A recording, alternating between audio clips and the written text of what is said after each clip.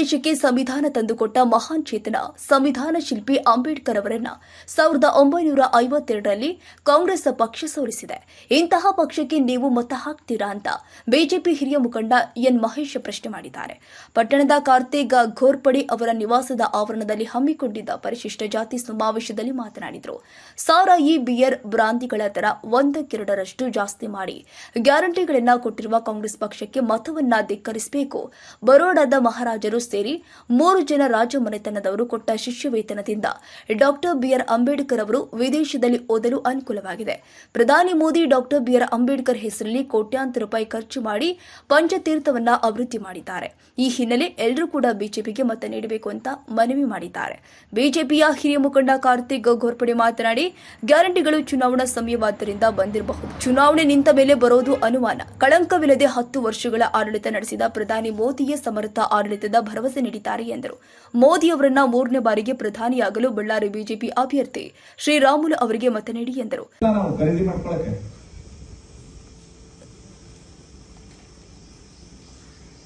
ಯೋಚನೆ ಮಾಡಿ ಬಂಧುಗಳೇ, ಬಾಬಾ ಸಾಹೇಬರಿಗೆ ಅವಮಾನ ಮಾಡಿದಂತಹ, ಬಾಬಾ ಸಾಹೇಬರಿಗೆ ಅನ್ಯಾಯ ಮಾಡಿದಂತಹ ಕಾಂಗ್ರೆಸ್ ಪಕ್ಷನ ಸೋಲಿಸಿ ಬಾಬಾ ಸಾಹೇಬರಿಗೆ ಗೌರವ ತಂದುಕೊಟ್ಟಂತಹ ಭಾರತೀಯ ಜನತಾ ಪಾರ್ಟಿಯ ನರೇಂದ್ರ ಮೋದಿ ಅವರನ್ನ ಗೆಲ್ಲಿಸ್ತೀರಾ? 1 ಕ್ವಾರ್ಟರ್ ಎಣ್ಣೆ ಬೆಲೆ ಎಷ್ಟಿತ್ತು ಹೇಳಿ? ಗೊತ್ತಾಗಲ್ವಾ? 1 ಕ್ವಾರ್ಟರ್ ಸಾರಾಯಿ ಬೆಲೆ ಎಷ್ಟಿತ್ತು ಅಂತ ನನಗೆ ಗೊತ್ತಿಲ್ಲ. ಅರ್ಥ ಆಯ್ತು ಅವ್ರು ಮಾತಾಡಿದ್ದು ಏನ್ರವ? ಹಲೋ, ಸಾಹೇಬ್ರು ಮಾತಾಡಿದ್ದು ಅರ್ಥ ಆಯ್ತಾ? ಮಹಾರಾಜರು ಮಾತಾಡಿದ್ದು ಅರ್ಥ ಆಯ್ತಾ? ಮಹಾರಾಜರಿಗೆ ಮನೇಲಿ ಕೂತಿರೋ ಜಾಗಕ್ಕೆ ಎಲ್ಲ ಮಾಹಿತಿ ಸಿಗುತ್ತೆ. ನಮಗೆ ನಮ್ಮ ಪಕ್ಕದ ಮನೆ ಮಾಹಿತಿನೇ ಗೊತ್ತಿರಲ್ಲ. ಹೇಳ್ಬೇಕು ನೀವು. ಎಷ್ಟಿತ್ತು? ಹೆಣ್ಮಕ್ಳಿಗೆ ಗೊತ್ತಾಗಲ್ಲ, ಗಂಡಸ್ರಿಲ್ಲಪ್ಪ. 80 ರೂಪಾಯಿ. ಎಷ್ಟಿತ್ತಣ್ಣ? 80. 40 ರೂಪಾಯಿ ಇತ್ತು. ಇವತ್ತು ಎಷ್ಟಿದೆ? ಇವತ್ತು ಎಷ್ಟಾಗಿದೆ? 60. ಎಷ್ಟು ಜಾಸ್ತಿ ಆಯ್ತು? ಎಷ್ಟು ಕ್ವಾರ್ಟರ್ ಕುಡಿತೀಯ ನೀನು ಡೈಲಿ? ಯಾರು ಕುಡಿಯೋರು? ಅದೇನು ತಪ್ಪೇನಿಲ್ಲ ಅಲ್ವಾ? ಶ್ರೀಮಂತರು ಒಳ್ಳೆ ತರಾಯಿ ಕುಡಿತಾರೆ, ನಾವೆಲ್ಲ ಬಡವರು ಚೀಪಾಗಿ ಸಿಗುವಂತ ಎಣ್ಣೆ ಹೊಡಿತೀವಿ ಅಷ್ಟೇ.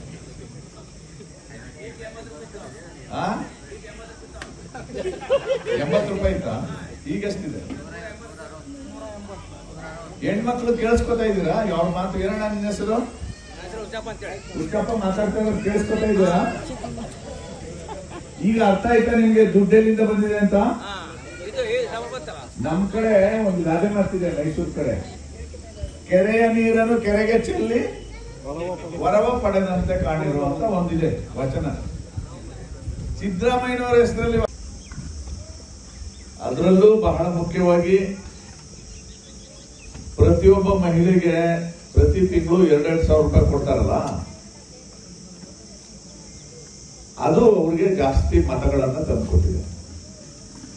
ಬಂದಿದೆಯಾ ನಿಮ್ಗೆಲ್ಲ 2,000? ಬಂದಿಲ್ವಾ? ಕೆಲವ್ರಿಗೆ ಬಂದಿದೆ, ಕೆಲವ್ರಿಗೆ ಬಂದಿಲ್ಲ. ಓಕೆ, ಬಂದಿರೋರು ಯಾರು ಕೊಟ್ಟಾಗ್ತಾರೆ? ಯಾರ್ಯಾರಿಗೆ ಬಂದಿದೆ ಅವರೆಲ್ಲ ಯಾರು ಕೊಟ್ಟಾಗ್ತದೆ? ನಿಮಗೆ 2,000 ಬಂದಿದೆಯಲ್ಲ, ಅದು ಯಾರು ಕೊಟ್ಟಿದ್ದಾರೆ ಅಂತ ನೀವು ಹೇಳಿ ನೋಡೋಣ. ಯಾರು ಕೊಟ್ಟಿದ್ದಾರೆ ಅದನ್ನ ಹೇಳ್ಬೇಕು. ಯಾಕ್ರಮ್ಮ ಈ ಕಡೆ ಯಾರಿಗೂ ಬಂದಿಲ್ವಾ? ಬಂದಿಲ್ಲ? ಬಂದಿದೆಯಾ? ಯಾರು ಕೊಟ್ಟಿರೋದು? ಸಿದ್ದರಾಮಯ್ಯ ಕೊಟ್ಟಿರೋದ? ಅಲ್ಲ, ಅವ್ರ ಬಾಯಿಲಿ ಏನಿದೆ ಅಂತ ಮನಸ್ಸಲ್ಲಿ ಏನಿದೆ ಅದನ್ನ ತೆಗಿತಾ ಇದ್ದಾರೆ. ಸಿದ್ದರಾಮಯ್ಯ ಕೊಟ್ಟಿರೋದು. ಸಿದ್ದರಾಮಯ್ಯನಿಗೆ ಎಲ್ಲಿಂದ ಬಂತು ದುಡ್ಡು? ಸಿದ್ದರಾಮಯ್ಯನವ್ರಿಗೆ ಎಲ್ಲಿಂದ ಬಂತು ದುಡ್ಡು? ಅವ್ರ ಮನೆಯಿಂದ ತಂದು ಕೊಟ್ಟಿದ್ದಾರ?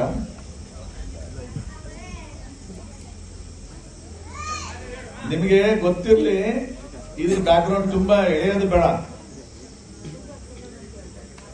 ನಿಮಗೆ ಒಂದು ಸ್ಪಷ್ಟನೆ ಕೊಟ್ಬಿಡ್ತೀನಿ ನಾನು. ಈ ಗ್ಯಾರಂಟಿಗಳು ದಲಿತರ ಮನೆಯ, ಬಡವರ ಮನೆಯ, ಗಂಡಸರು ಜೋಬಿಂದ ದುಡ್ಡು ಕಿತ್ಕೊಂಡು ಹೆಚ್ಚುವರಿ ದುಡ್ಡನ್ನ ಅವ್ರ ಮನೆ ಹೆಂಗಸರಿಗೆ ಕೊಡ್ತಾ ಇದ್ದಾರೆ. ಯಾರ ದುಡ್ಡಿದು? ನಮ್ ದುಡ್ಡು. ನಮ್ ದುಡ್ಡು ಕಿತ್ಬಿಟ್ಟು ನಮ್ಮ ಹೆಣ್ಮಕ್ಳಿಗೆ ಕೊಟ್ಬಿಡ್ತಾರೆ. ಯಾತಕ್ಕೆ ಕೊಡ್ತಾ ಇದ್ದಾರೆ ಅಂದ್ರೆ ಓಟ್ ಹಾಕ್ಸ್ಕೊಳಕ್ಕೆ. ಓಟ್ ಹಾಕ್ಸ್ಕೊಳಕ್ಕೆ.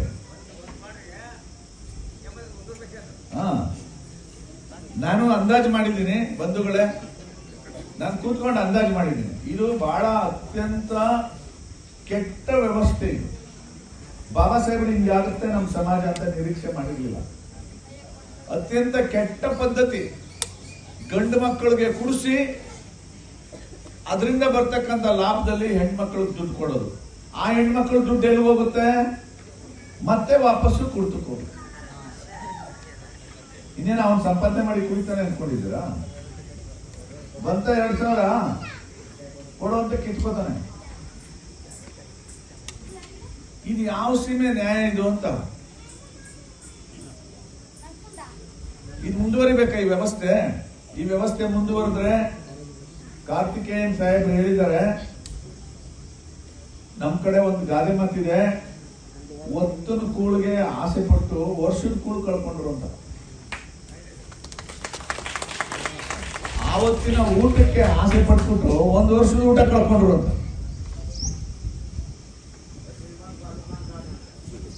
ಏನಣ್ಣ?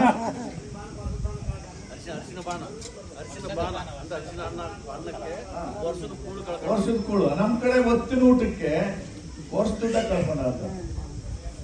ಇಷ್ಟೆಲ್ಲ ವ್ಯವಸ್ಥೆ ನಡೀತಾ ಇದೆ.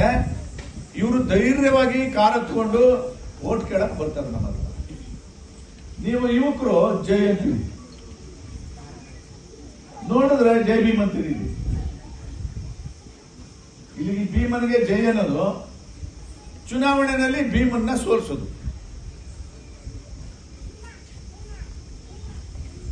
ಬದಲಾಯಿಸ್ಕೊಳ್ಳಿ. ನಿಮ್ಮ ಆಲೋಚನಾ ಕ್ರಮವನ್ನ ಬದಲಾಯಿಸ್ಕೊಳ್ಳಿಲ್ಲ ಅಂದ್ರೆ ನಮ್ಮ ಬದುಕು ಬದಲಾಗಲ್ಲ. ಒಂದು, ನಮ್ಮ ಗಂಡು ಮಕ್ಕಳಿಂದ ಹೆಚ್ಚುವರಿ ಆದಾಯವನ್ನ ಸಂಗ್ರಹ ಮಾಡಿ ಒಂದಷ್ಟು ಹೆಣ್ಮಕ್ಳು ಕೊಟ್ಬಿಟ್ಟು ಓಟ್ ತಕೊಳ್ಳೋದು ಗಿಮಿಕ್. ಇದು ಇವರು ಉದ್ಧಾರ ಮಾಡಕ್ಕಲ್ಲ. ಇನ್ನೊಂದು, ಹೆಚ್ಚುವರಿ ದುಡ್ಡು ಸಂಗ್ರಹ ಮಾಡ್ತಾ ಇದಾರಲ್ಲ, ಅದು ಸಾಕಾಗಲ್ಲ ಅಂತ SC STಗಳ ಅಭಿವೃದ್ಧಿಗಿದ್ದಂತ ಹಣದಲ್ಲಿ 25,000 ಕೋಟಿ ಹಣವನ್ನ ಗ್ಯಾರಂಟಿಗಳಿಗೆ ಎತ್ಕೊಂಡಿದ್ದಾರೆ. 25,365 ಕೋಟಿ ಹಣನ, ಹಲೋ ಕೇಳಿಸ್ಕೊತಾ ಇದ್ದೀರಲ್ರಿ ಮೀಸೆ ಬಿಟ್ಕೊಂಡಿರೋರು, 25,000 ಕೋಟಿ ಹಣವನ್ನ ಸಿದ್ದರಾಮಯ್ಯನವರು ನಮ್ಮ ಅಭಿವೃದ್ಧಿಗೆ ಅಂದ್ರೆ ನಮಗೆ ಭೂಮಿ ಖರೀದಿ ಮಾಡ್ಕೊಡೋದಕ್ಕೆ, ನಮಗೆ ಬೋರ್ವೆಲ್ ಹಾಕೊಡಕ್ಕೆ, ನಮ್ಮ ಜಮೀನಿಗೆ, ನಮ್ಮ ಮಕ್ಕಳಿಗೆ ಸ್ಕಾಲರ್ಶಿಪ್ ಕೊಡ್ಲಿಕ್ಕೆ, ನಮ್ಮ ಹಾಸ್ಟೆಲ್ ಬಿಲ್ಡಿಂಗ್ ಕಟ್ಲಿಕ್ಕೆ, ನಮ್ಮ ಕೇರಿಗಳಿಗೆ ರಸ್ತೆ ಚರಂಡಿ ಮಾಡ್ಲಿಕ್ಕೆ, ನಮ್ಮ ಊರಿಗೆ ಕುಡಿಯೋ ನೀರು ಕೊಡ್ಲಿಕ್ಕೆ, ಇದಕ್ಕೆಲ್ಲ ಬಳಸಬೇಕಾಗಿರ್ತಕ್ಕಂಥ ಹಣವನ್ನ ಎತ್ಕೊಂಡು ಗ್ಯಾರಂಟಿಗಳು ಕೊಡ್ತಾ ಇದ್ದಾರೆ.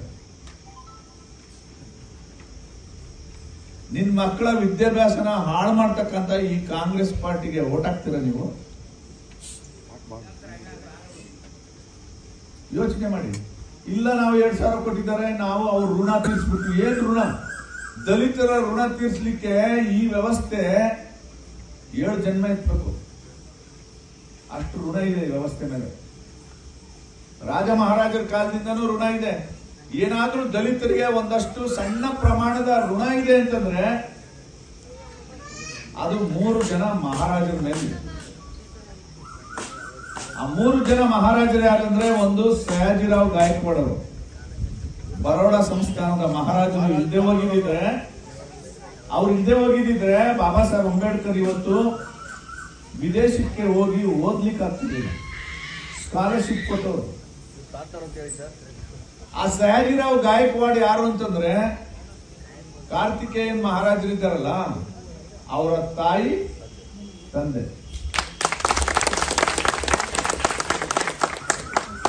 ಆಗ ಸ್ಕಾಲರ್ಶಿಪ್, ಹಾಸ್ಟೆಲ್ ಏನೂ ಇರಲಿಲ್ಲ ಆ ಕಾಲದಲ್ಲಿ. ಮೊಟ್ಟ ಮೊದಲು ಹಾಸ್ಟೆಲ್ ತೆಗೆದವರು SC-ಗಳಿಗೆ, ಅದರಲ್ಲೂ ಅಸ್ಪೃಶ್ಯರಿಗೆ. ನಾವೇನು ಹೊಲೆರು ಮಾದಿಗರು ಅಂತೀವಿ. ಈ ಸಮಾಜಕ್ಕೆ ಬರೋಡ ಮಹಾರಾಜರು ಹಾಸ್ಟೆಲ್ ತೆಗಿಲಿಲ್ಲ ಅಂದ್ರೆ ನಾವೆಲ್ಲ ಓದ್ತಿರ್ಲಿಲ್ಲ. ಅಲ್ಲಿಂದ ಬಂದ್ರೆ ಕೊಲ್ಲಾಪುರದ ಮಹಾರಾಜರು ಛತ್ರಪತಿ ಶಾಹು ಮಹಾರಾಜರು ನಮಗೆ ಮೀಸಲಾತಿ ಕೊಟ್ಟವರು. ಮೂರನೇದು ಮೈಸೂರು ಮಹಾರಾಜರು ನಾಲ್ವಡಿ ಕೃಷ್ಣರಾಜ ಒಡೆಯರ್. ನಾಲ್ವಡಿ ಕೃಷ್ಣರಾಜ ಒಡೆಯರ್ ಕಾಲದಲ್ಲಿ ಮೈಸೂರು ಸಂಸ್ಥಾನದಲ್ಲಿ 800 ಶಾಲೆಗಳನ್ನ ಅಸ್ಪೃಶ್ಯರಿಗೋಸ್ಕರ ತೆಗೆದಿತ್ತು.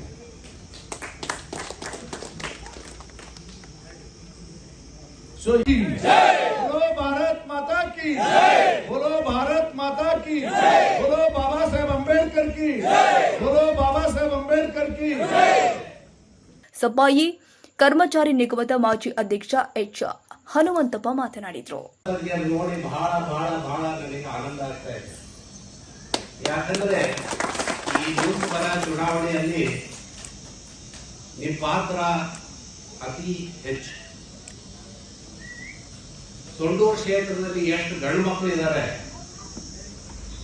ಅಷ್ಟೇ ಹೆಣ್ಣು ಮಕ್ಕಳಿದ್ದಾರೆ. ಅಂದ್ರೆ ಸರಿಸಮ. ಈ ಚುನಾವಣೆಯಲ್ಲಿ ನೀವೇನ್ ತೀರ್ಮಾನ ತಗೊಂಡು ಯಾರು ವೋಟ್ ಹಾಕ್ತಿರೋ ಅವರೇ ಖಂಡಿತವಾಗಿ ಆರ್ಸ್ ಬರ್ತಾರೆ. ಇದು ದಯವಿಟ್ಟು ನಾನಂತೂ ಅರ್ಥ ಮಾಡ್ಕೊಂಡ್ಬಿಟ್ಟಿದ್ದೀನಿ. ತಾವೆಲ್ಲರೂ ನನಗನ್ಸ್ತದೆ SC ಸಮಾಜಕ್ಕೆ ಸಂಬಂಧಪಟ್ಟ ಮಹಿಳೆಯರು, SC ಸಮಾಜ ಮತ್ತೆ ಅಂಬೇಡ್ಕರ್ ಬಗ್ಗೆ ಈಗಾಗಲೇ ಹನುಮಂತಪ್ಪನವರು ಕೆಲವೊಂದು ವಿಷಯಗಳು ಹೇಳಿದ್ರು. ಯಾವ ರೀತಿ ಕಾಂಗ್ರೆಸ್ ಪಕ್ಷ ಒಂದು ಕ್ಯಾಂಡಿಡೇಟ್ ಹಾಕಿ ಅವರಿಗೆ ಸೋಲಿಸಿದ್ದಾರೆ. ಬಟ್ ಸೊಂಡೂರಿಗೆ ಮತ್ತೆ ಅಂಬೇಡ್ಕರ್ ಅವ್ರಿಗೆ ಏನು ಒಂದು ಸಂಬಂಧ ಐತಿ ನಿಮಗೆ ಗೊತ್ತಾಯ್ತೋ ಇಲ್ಲೋ ನನಗೆ ಗೊತ್ತಿಲ್ಲ. ಅದು ನಾನು ನಿಮಗೆ ನೆನಪು ಮಾಡಿಕೊಡ್ತೀನಿ, ಕೇಳಿಸ್ಕೊಳ್ರಿ ಎಲ್ಲರೂ ಸರಿಯಾಗಿ. ಆ ಸಂಬಂಧ ಇಷ್ಟು ನಿಕಟವಾದ ಸಂಬಂಧ ಐತೆ. ಅಂಬೇಡ್ಕರ್ ಎಲ್ಲಿ ಹುಟ್ಟಿದ್ರು? ಗುಜರಾತ್ನಲ್ಲಿ. ಅಂಬೇಡ್ಕರ್ ಎಲ್ಲಿ ಓದಿದ್ರು? ಗುಜರಾತ್ನಲ್ಲಿ. ಯಾರ ಒಂದು ಬಡ ಮನೆತನದಲ್ಲಿ ಹುಟ್ಟಿದ ವ್ಯಕ್ತಿ ಅದು ಅಂಬೇಡ್ಕರ್. ಅಲ್ಲೇ ಬರೋಡಾದಲ್ಲಿ ನಮ್ಮ ತಾತನವರು ಸಾಯಿರಾವ್ ಗಾಯಕ್ವಾಡ್ ಅವರು ಈ ಒಂದು ದಲಿತ ಹುಡುಗ ಬಹಳ ಹುಷಾರಾಗಿದ್ದಾನೆ, ಇವನು ಖಂಡಿತವಾಗಿ ಜೀವನದಲ್ಲಿ ಮುಂದೆ ಬರ್ತಾನಂತ ಹೇಳಿ ಅವನಿಗೆ ವಿದ್ಯಾಭ್ಯಾಸ ಕೊಟ್ಟು ಅವನಿಗೆ ಇಂಗ್ಲೆಂಡ್ಗೆ ಕಳಿಸಿ ಬ್ಯಾರಿಸ್ಟರ್ ಮಾಡಿ, ಅದೇ BR ಅಂಬೇಡ್ಕರ್ ನಮ್ಮ ಸಂವಿಧಾನ ಬರೀತಾರೆ. ಅಂದ್ರೆ ಸೊಂಡೂರ್ಗೆ ನಮ್ಮ ತಾಯಿಯವರು ಆ ಮನೆತನದಿಂದ ಬರೋರು, ಗಾಯಕ್ವಾಡ್ ಮನೆತನದಿಂದ ಬರೋರು. ನನಗೆ ಬಹಳ ಅಭಿಮಾನ ಅವ್ರ ಮೇಲೆ. ಅವ್ರಿವತ್ತು ನಮ್ಮ ಸಂವಿಧಾನ ಬರೋದಂದ್ರೆ ಅವರಂತ ವ್ಯಕ್ತಿ ಈ ದೇಶದಾಗೆ ಯಾರಿಲ್ಲ ಅಂತ ನಾನು ಹೇಳ್ಬೋದು. ಯಾಕಂದ್ರೆ ಇವತ್ತು ಕಾನೂನಿನ ಒಂದು ಪರಿಸ್ಥಿತಿ ಇದೆ, ಎಲ್ಲರಿಗೆ ನ್ಯಾಯ ಸಿಗ್ತದೆ ಅಂತ ಹೇಳಿ ಇವತ್ತು ನಮ್ಮ ದೇಶ ಬಹಳ ದೊಡ್ಡ ಪ್ರಮಾಣದಲ್ಲಿ ಪ್ರಗತಿ ಮಾಡ್ತಾ ಇದೆ. ಕಾನೂನು ಇಲ್ಲದಿದ್ರೆ ಇಲ್ಲಿ ಯಾರೂ ಬರೋದಿಲ್ಲ. ನಿಮಗೇನಾರ ಮೋಸ ಆದ್ರೆ ಮತ್ತೆ ಅದೇ ಸಂವಿಧಾನಕ್ಕೆ ಹೋಗ್ಬೇಕು, ಅಲ್ಲೇ ಮತ್ತೆ ಕಾನ್ಸ್ಟಿಟ್ಯೂಷನ್ ಇದು ಮಾಡಿಕೊಂಡು ನಿಮಗೆ ನ್ಯಾಯ ಸಿಗ್ತೈತಿ, ಅನ್ಯಾಯ ಸಿಗೋದಿಲ್ಲ. ಅನ್ಯಾಯ ಮಾಡಿದವ್ರ ಶಿಕ್ಷೆ, ಸರಿ ಇದ್ದವ್ರಿಗೆ ಅವ್ರು ಖಂಡಿತವಾಗಿ ಅವ್ರಿಗೆ ನ್ಯಾಯ ಸಿಗ್ತದೆ. ಅದರಷ್ಟು ಹೆಮ್ಮೆ ಯಾರೂ ಇಲ್ಲ. ಆಮೇಲೆ ಇದು ನಿಮ್ಮ ಒಂದು ಸಂಬಂಧ. ಅಂಬೇಡ್ಕರ್ ಡೈರೆಕ್ಟ್ಲಿ ನಾನು ಹೇಳುವಾಗ ನೇರವಾಗಿ ಸೊಂಡೂರು ಪುಟ ಒಂದು ಸಂಬಂಧ ಇದೆ. ಆ ಸಂಬಂಧ ನಿಮಗೆ ನಿಮ್ಮ ಮುಂದೆ ಇಟ್ಟಿದ್ದೀನಿ. ಈಗ ನಾನು ರಾಜಕೀಯಕ್ಕೆ ಹೊಸಬಲ್ಲ. 74ನೇ ಇಸ್ವಿನಿಂದ ನಾನು ನಮ್ಮ ತಂದೆಯವರ ಪುಟ ಪ್ರತಿ ಒಂದು ಹಳ್ಳಿಗೆ ಹೋಗ್ತಿದ್ದೆ, ಪ್ರಚಾರಕ್ಕೆ ಹೋಗ್ತಿದ್ದೆ. ಪ್ರತಿ ಒಂದು ಹಳ್ಳಿಯಲ್ಲಿ ಒಂದು ಕೇರಿ ಇರ್ತಿತ್ತು. ಆ ಕೇರಿಗೆ ಹೋಗ್ಲೇಬೇಕು. ಬಂದು ಹೋಗ್ಬಿಟ್ರೆ 100% ನಿಮಗೆ ಓಟ್ ಹಾಕ್ತೀವಿ. ನನಗಿವತ್ತು ನೋವು ಏನಾಗ್ತಾ ಇದೆ ಅಂದ್ರೆ, ನಮ್ಮ SC ಜನ ಏನಿದೆ ಬಹಳ ಹಿಂದುಳಿದ್ಬಿಟ್ಟಿದೆ. ಅವ್ರಿಗೆ ಮೂಲಭೂತ ಸೌಕರ್ಯಗಳು ಇಲ್ಲ.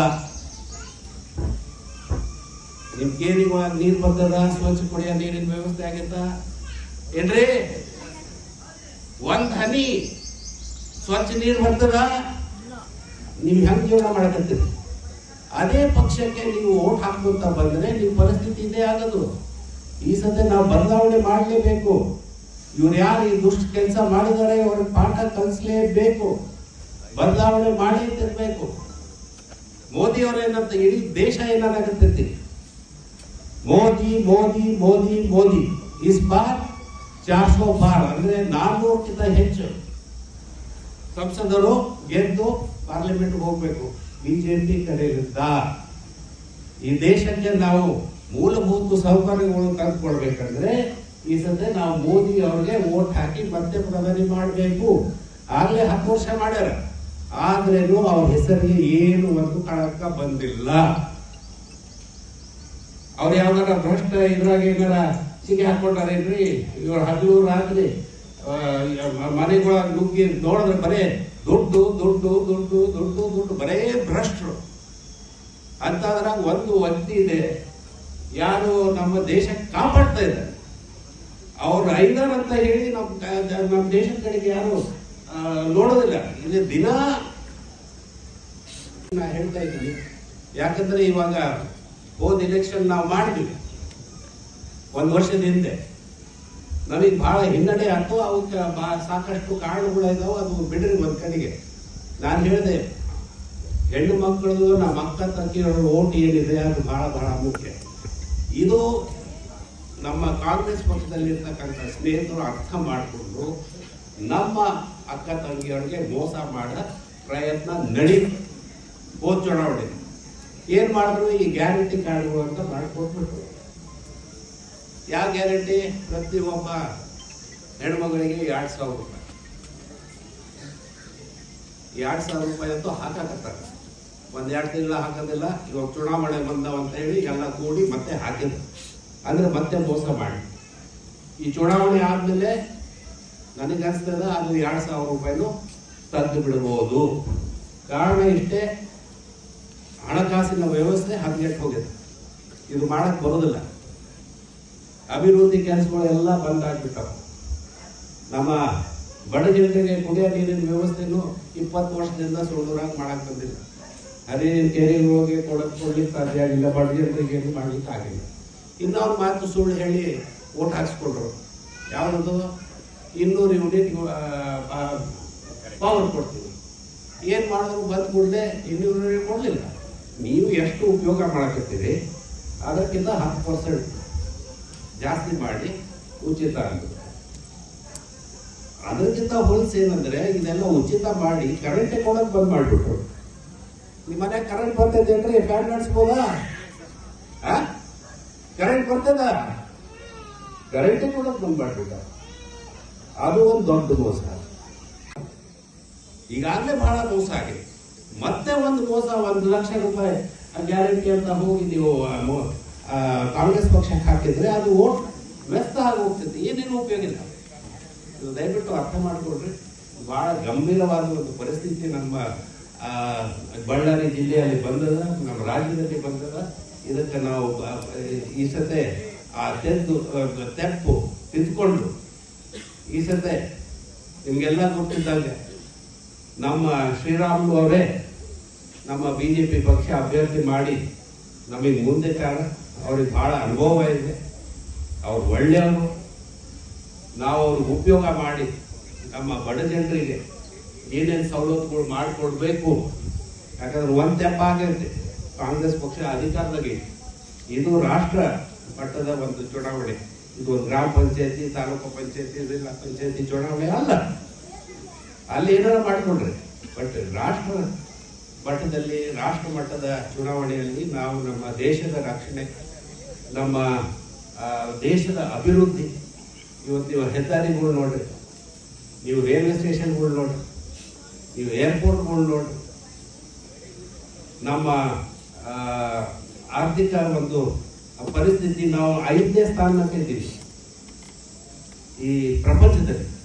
ಇನ್ನ 2 ವರ್ಷ ಮೋದಿಗೆ ಅವಕಾಶ ಮಾಡಿಕೊಟ್ರೆ 3ನೇ ಸ್ಥಾನಕ್ಕೆ. ಅಂದ್ರೆ ಎಲ್ಲಿಂದ ಎಲ್ಲಿ ಹೋಗ್ಬಿಟ್ವಿ. ಈ 8 ವರ್ಷದಲ್ಲಿ ಮೋದಿ ಅವರಿಗೆ ಏನು ನಮ್ಮ ದೇಶಕ್ಕೆ ಕೆಲಸ ಮಾಡ್ಯಾರ. ಯಾವ ಕಾಲಕ್ಕೂ ಒಂದು 60-70 ವರ್ಷದಾಗ ಇದು ಮಾಡೇ ಇಲ್ಲ. ನಾನೇ ಹೇಳ್ಬೋದು, ನಿಮಗೂ ಗೊತ್ತಿದೆ. ಇದು ಅವಕಾಶ ನಾವು ಕಳ್ಕೋಬಾರ್ದು. ನಮ್ಮ ಕಡೆ ಅವರು ಒಬ್ಬರು ಇರಬೇಕು ಪಾರ್ಲಿಮೆಂಟ್ನಾಗ, ಬಹಳ ಅಭಿಮಾನದಿಂದ ನಿಯತ್ನಿಂದ. ಯಾವ ಮೋಸಕ್ಕೂ ಬೀಳ್ಬೇಡ್ರಿ. ಯಾಕಂದ್ರೆ ಮೋಸಕ್ಕಿದ್ರೆ ನಮ್ಮ ಸ್ವಂತ ಕಾಲಿನ ಮೇಲೆ ನಾವೇ ಕಾಲು ಹಾಕೊಂಡಾಗ ಆಗ್ತೈತಿ, ಬಹಳ ತೆಪ್ಪ ಆಗ್ತೈತಿ. ನಿಮಗೆ ಕಾಪಾಡೋದು ಕಷ್ಟ ಆಗ್ತದೆ. ಪ್ರಯಾಣ ನಮ್ಮ ಅಕ್ಕ ತಂಗಿಯವರು ಅದು ಒಳ್ಳೆ ಸ್ಕೀಮ್ ತಗೊಂಡು ಎಲ್ಲಾ ಕಡೆಗೆ ಧರ್ಮಸ್ಥಳ ಎಲ್ಲ ಹೋಗಿ ಬಂದಿರ್ಬೋದು. ಎಷ್ಟು ದಿನ ಅಡ್ಡಾಡ್ತಿದ್ರಿ? ಗನ್ಕೊಳ್ಳೇಬೇಕು. ಎಲ್ಲ ಸಾಕಾಗಿ ಹೋಗ್ಬಿಟ್ಟೈತಿ. ಎಲ್ಲಾ ಕಡೆ ಹೆಣ್ಮಕ್ಳು ಒಂದೇ ಮಾತು ಹೇಳಕತ್ತಾರ. ಇಲ್ರಿ ನಾವು ಕೇಳಿದ್ವೇನು, ನೀವು ಕೊಟ್ಟಿರಿ, ನಾವು ಅಡ್ಡಾಡಿದ್ವಿ. ಎಲೆಕ್ಷನ್ ಅಲ್ಲಿ ಬಂದಾಗ್ತದಲ್ಲ ಸಾಕಾಗಿ ಹೋಗ್ತೈತಿ. ಯಾಕಂದ್ರೆ KSRTನೇ ಬಂದಾಗ್ತೈತಿ. ಅವ್ರಿಗೆ ಡೀಸೆಲ್ಗೂ ದುಡ್ಡು ಇರ್ಲಿಕ್ಕಿಲ್ಲ, ಡ್ರೈವರ್ ಕಂಡಕ್ಟರ್ ಸಂಬಳ ಕೊಡ್ಲಿಕ್ಕೂ ಇರ್ಲಿಕ್ಕಿಲ್ಲ. ಸೊ ಅದು ಒಂದು ದೊಡ್ಡ ಮೋಸ. ಆಮೇಲೆ ಯಾವ್ದು ಯುವಕರಿಗೆ ಬಿಡ್ರಿ. ಸೊ ಹೆಣ್ಮಕ್ಳಿಗೆ ಮತ್ತೆ ಇದು ಬಂದು ಈ ಸತೆ ಎಲ್ಲರಿಗೆ ಹಂಚಕತ್ತಾರಂತೆ. ಇನ್ನೂ ಒಂದು ಗ್ಯಾರಂಟಿ, 1 ಲಕ್ಷ ರೂಪಾಯಿ ಪ್ರತಿ ಒಂದು ಹೆಣ್ಮಗಳಿಗೆ. ಇದರಂತ ದೊಡ್ಡ ಮೋಸ ಯಾವುದೇ ಇಲ್ಲ. ಬಹಳ ದೊಡ್ಡ. ಯಾಕಂದ್ರೆ ಅವ್ರ ಅಧಿಕಾರಕ್ಕೆ ಬರೋದಿಲ್ಲ.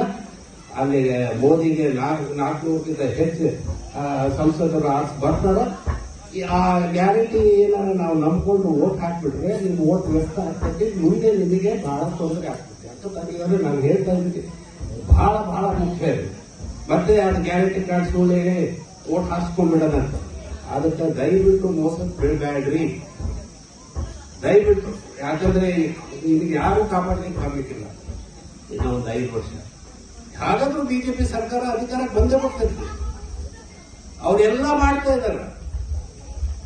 ಈಗ SC STಗೆ ಒಂದು 25,000 ಕೋಟಿ ಪ್ರತಿ ವರ್ಷ ಸರ್ಕಾರ ಇಡ್ತೈತಿ.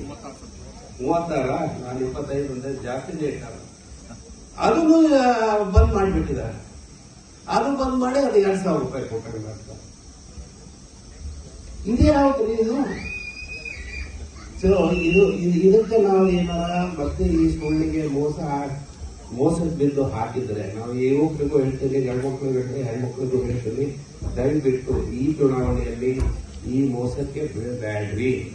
ಬಿದ್ದರೆ ನಿಮಗೆ ಕಾಪಾಡಲಿಕ್ಕೆ ಯಾರು ಬರ್ಲಿಕ್ಕೆ ಅಸಾಧ್ಯ. ಯಾಕಂದ್ರೆ ಏನು